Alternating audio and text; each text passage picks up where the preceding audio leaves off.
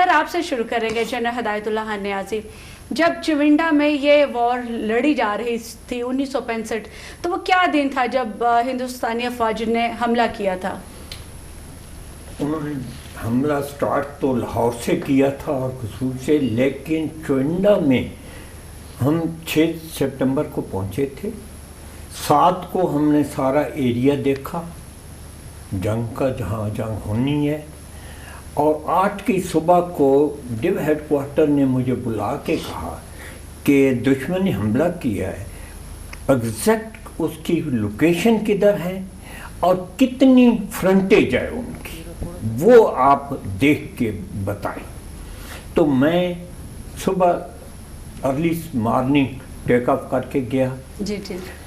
اب ایریا جو کہ ہم پہلے دیکھ چکے تھے 7 کو بھی. آپ کو اطلاع تھی پہلے سے حملے کی؟ نہیں، کوئی اطلاع نہیں. اچھا، پہلے انہوں نے جسر پر حملہ کیا تھا، تھنکنگ کہ ہماری تمام فوجیں جسر میں جائیں گی، جسر بریج پر. جی جی. تو چونڈا اور ظفروال اور فلورا ایریا اور سیالکوٹ سیکٹر یہ بالکل خالی ہو چکا ہوگا. جی جی. اور اصل اٹیک انہوں نے 8 تاریخ کو اس در سے شروع کرنا تھا. یہ ان کی اسٹریٹجی تھی. اس میں کافی حد تک کامیاب بھی ہوئے. ہماری کافی فورسز جسر بریج کی طرف چلی بھی گئی، لیکن بعد میں جب پتہ چلا کہ جی ان کی اصل اٹیک تو ادھر آ رہا، تو وہ ساری فوجیں ادھر آ گئی. میں جب چروا اور مراج کے ایریا میں گیا، اب اس ایریا میں ایک دن پہلے ہم اٹھتے رہے تھے، کوئی ڈر نہیں تھا. ہم تو صرف دیکھنا چاہتے تھے کہ دشمن کے ٹینک کدھر ہے. تو وہاں پر جا کے ہم نے دیکھا کہ ٹینک جو تھے وہ گھروں میں، مٹی کے گھر ہوتے تھے عام گاؤں کے، اس کے اندر وہ ریورس کر کے جاتے تھے. اپنی گنز اور مشین گنز وہ باہر رکھتے تھے، باقی کوئی چیز نظر نہیں آتی. جیسے ہی میں ان کے اوپر پہنچا تو انہوں نے مشین گن سے فائر شروع کر دیا. میرے کچھ کاکپٹ میں لگیں، کچھ فیول ٹینک میں لگیں اور کچھ دوسری. ٹوٹل 32 کے قریب گولیاں لگیں. اچھا، خوش قسمتی ہے کہ فیول ٹینک کو بھی آگ نہ لگی اور مجھے بھی کوئی گولی نہ لگی. اس کی وجہ سے جب فیول ٹینک خالی ہو رہا تھا تو میں نے سوچا کہ اب بہتر ہے کہ میں واپس جاؤں سیالکوٹ. اب سیالکوٹ جب آ رہا تھا تو رستے میں سیالکوٹ کے پاس ہی کوئی کنٹونمنٹ سے 2 کلومیٹر کے فاصلے پر مجھے 15-16 ٹینک نظر آئے. میں نے لینڈ کیا سیالکوٹ میں، ڈیو ہیڈ کوارٹر کیا، اور کرنل سٹاف وہاں مہدی صاحب تھے اور جنرل کے ایکٹنگ تھا سردار اسماعیل، جو کہ بریگیڈیئر تھے اس وقت، لیکن ایکٹنگ جی او سی تھے، وہ بھی تھے. تو میں نے انہیں کہا کہ جی یہ 16 ٹینک جو آ رہے ہیں یہ آپ کے ہیں جو واپس آ رہے ہیں؟ میں نے کہا نہیں، یہ تو انڈین تھے. تو اب کیا کریں؟ سردار اسماعیل نے کہا کہ اڑا دو برج کو. تو کرنل مہدی نے کہا کہ جی یہ تو کنٹونمنٹ کے اندر ہے اور اس کو اگر اڑایا تو ایک پینک کریٹ ہو جائے گا، اس لیے ہم اس کو اڑانے کی بجائے ریکال لیس رائفل بھیجتے ہیں ان پر فائر کرنے کے لیے. تو اتنے دوران میں بھی جب دوسرا ایئر کرافٹ لے کر دوبارہ اسی ایریا میں گیا جہاں ٹینک دیکھے تھے. اب یعنی بیوٹی یہ ہے ان کی بہادری کی، اب داد دیں انڈین کو کہ جیسے ہی پہلا گولہ ان کے ٹینک کو لگا سارے ٹینک رک گئے اور واپس چلنے لگے. مجال یہ کہ انہوں نے کوئی فائر کیا ہو یا کچھ کیا، حالانکہ وہ ایک ندی کے بریج سے کوئی 800 گز 600 گز کے فاصلے پر تھے. کنٹونمنٹ زمین کے کنٹونمنٹ سے وہ 800 گز کے فاصلے پر تھے، اور واپس بڑا چلے آسانی گئے. سے. ہاں جی.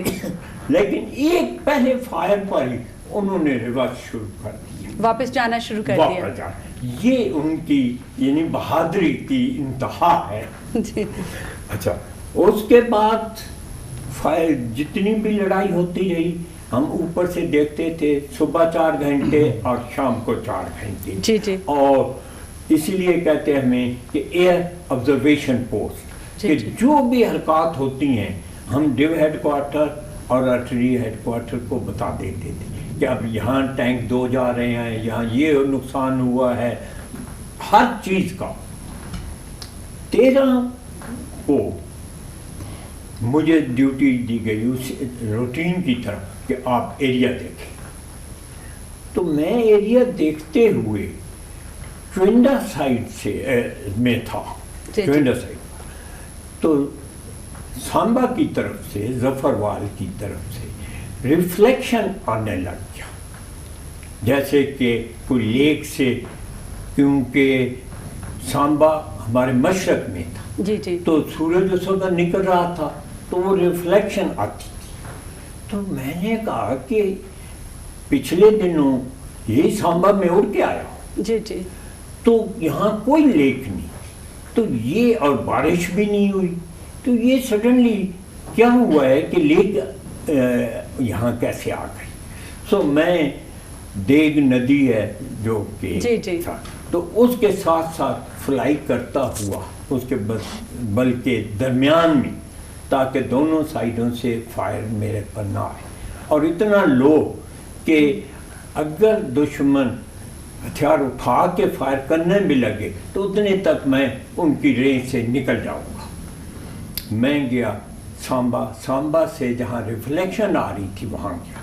وہاں پر میں نے دیکھا کہ 3000 سے 4000 گاڑیاں اوپن میں کھڑی ہیں, درخت بھی تھے, جنگل تھا, وہ یہ دشمن کی گاڑیاں, دشمن کی. اچھا, نظر آتا تھا کہ وہ رات کو آئے ہیں. جی جی. اور ڈپلائمنٹ کر لی ہے, موقع نہیں ملا ابھی کیموفلاج کرنے کا, درختوں کے نیچے جانے کا, کچھ بھی. تو انہوں وہیں پر تھے ابھی بیٹھے ہوئے, اور نہ ویسے بھی ناشتے کا وقت تھا. جی جی. تو یہ اطلاع میں نے اپنے سی او کو دی, ڈیو ہیڈ کوارٹر کو, کور ہیڈ کوارٹر کو, ساروں. آج کر میرے سی او کور کمانڈر کے پاس گیا, اور انہیں کہا کہ جی آپ ایئر منگائیں اور ادھر بمباری کرائیں, آپ کے کہنے پر وہ دے دیں گے نیچے والے لیول پر. جی جی. تو جنرل رانا نے رنگ کیا کور ایئر ہیڈ کوارٹر میں اور بتایا کہ اسی طرح 3-4 ہزار گاڑیاں ادھر ہیں, کھڑی ہوئی ہیں, آئیے. وہ پہلے تو بلیو نہیں کرتے تھے, پھر انہوں نے کہا کہ جی ٹھیک ہے, ہم اپنا ایک فائٹنگ ریکنسنس ایئر کرافٹ 2 جہاز انہوں نے بھیج دی, جا کے دیکھ کے آئیں اور ہمیں بتائیں. جب انہوں نے جہاز نے ایریا دیکھا جی جی. اور نمبر آف وہیکل دیکھی, تو انہوں نے ریکویسٹ پاس کی کہ جی ایئر فورس کے جتنے بھی جہاز اویلیبل تو وہ ادھر بھیج دیں, کیونکہ ٹارگٹ بہت بڑے ہیں, 3-4 ہزار 4,000 گاڑی. بالکل. اب ایک ایک گاڑی کو ایک ایک راکٹ مارتے رہیں ایگزیکٹلی, ہاں, بڑا وقت لگتا. بالکل. اچھا, تو ایئر فورس نے وہاں پر بھیجے, بلکہ انڈین ایئر نے الزام بھی لگایا کہ جی یہ پہلا موقع ہے کہ پاکستانی ایئر فورس نیپال بم پھینک رہی ہے, کیونکہ اتنی گاڑیوں کو نشانہ بنانا بالکل اس وقت مشکل تھا. تو انہوں نے یہ کیا کہ C-130 پر نیپال بم لوڈ کرتے تھے, اس ایریا میں جا کے اس کا نوز اپ کرنا, تو ٹینک بم جو ہیں وہ رول کر کے گرتے تھے, اور اس نے سارے ایریا کو آگ لگائی, جس کی وجہ سے وہ یونٹس اور ڈویژن جو کہ آیا تھا آرمر کی سپورٹ میں کیونکہ آرمر بغیر انفینٹری کے نہیں لڑ سکتے. بالکل. دن کے وقت وہ لڑتی ہے, ہاں جی. رات کو اس کو مدد چاہیے ہوتی ہے انفینٹری کی تو گارڈ دیں. تو انہوں نے یہ بھیجا تھا, اور بعد میں یہ پتا چلا کہ یہ 14 ماؤنٹین ڈویژن تھا انڈیا کا 14 ماؤنٹین ڈویژن. اس کے بلکہ 3-4 دن بعد جب کہ ان کے کچھ آدمی پکڑے گئے تو انہوں نے بتایا, جو کہ ان کے پاس سگنل بھی تھے, کہ virtually 14 due seas to exist as a formation on 13th of وہاں پہ سپٹمبر. یعنی اتنا نقصان ہوا کہ وہ ایز اے فارمیشن نہیں لڑ سکتے تھے, ختم ہو گئے.